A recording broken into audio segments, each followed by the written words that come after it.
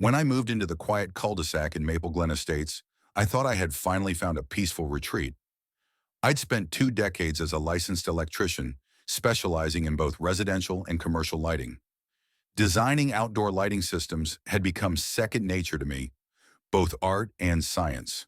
So naturally, when I bought the house, I spent the first few weekends creating a warm, low-voltage, energy-efficient landscape lighting setup. Nothing flashy, just enough to highlight the walkway, a few garden features, and provide security without being intrusive. That's when Karen showed up. Karen was the newly appointed head of the HOA's Aesthetic Integrity Committee, a title she clearly wore like a crown. Her first visit was during twilight, when the lights had just flicked on. She crossed my lawn with clipboard in hand and a scowl on her face. "Sir, your lighting is non-compliant," she said sharply. I blinked. Non-compliant with what? Section 4, subsection C of the HOA guidelines. Outdoor lighting must be minimal, not disruptive to neighbor views, and must adhere to HOA-approved fixture types. I use downward-facing, low-lumen LED fixtures with motion sensors, I explained. They don't spill over the property line, and they're all dark sky compliant. I installed them myself with permits and manufacturer specs. They're safer than the porch lights most homes here use. Karen huffed. Regardless, they weren't pre-approved by the committee. That's when I realized she had no idea who she was talking to. I remained calm and invited her to walk with me to each light. I showed her how each one was installed professionally. Wiring concealed, GFCI protected, low-voltage transformers in weatherproof boxes. I explained that the lights were intentionally dimmed and motion-activated to deter break-ins, something I'd unfortunately seen too much of in my line of work.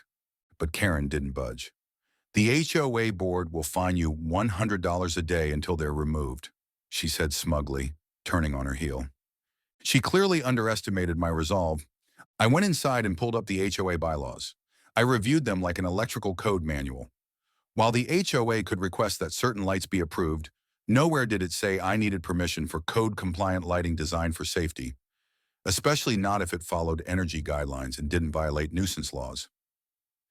The next morning, I sent a formal letter to the board, citing the HOA's own clauses and including photographs, light angle measurements, and even technical specs from the lighting manufacturer. I attached a signed inspection form from my city's electrical compliance department, dated 2 weeks earlier.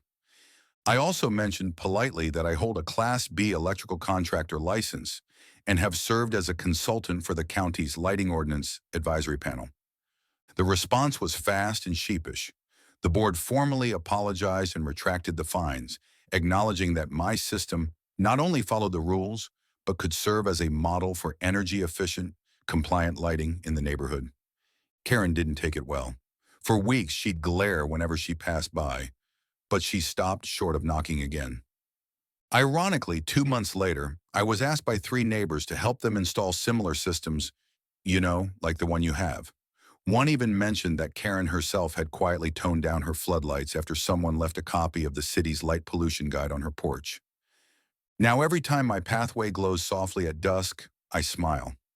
Not because I won, but because common sense and a little expertise prevailed. There's something satisfying about knowing your lights do more than shine. They inform, inspire, and gently remind overzealous HOA enforcers that electricians know how to follow the rules and the wires.